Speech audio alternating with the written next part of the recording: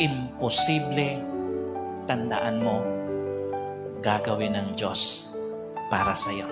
Kahit parang imposible para sa kabuhayan mo, para sa relasyon mo, para sa pangarap mo, para sa kalusugan mo, gagawin ng Diyos. Kahit parang mahirap sa tingin mo, gagawin ng Diyos para sa iyo, para sa pamilya mo. This morning, maniwala ka.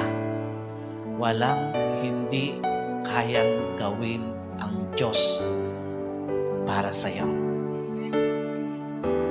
Maniwala ka. Today is the day of your freedom.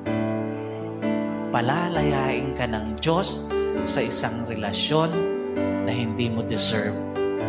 Today, kasama sa dahilan bakit muling nabuhay ang Panginoon ay para palayain ka sa isang kabuhayan na hindi mo deserve, sa isang pangarap na hindi mo deserve, sa isang kalusugan na hindi mo deserve.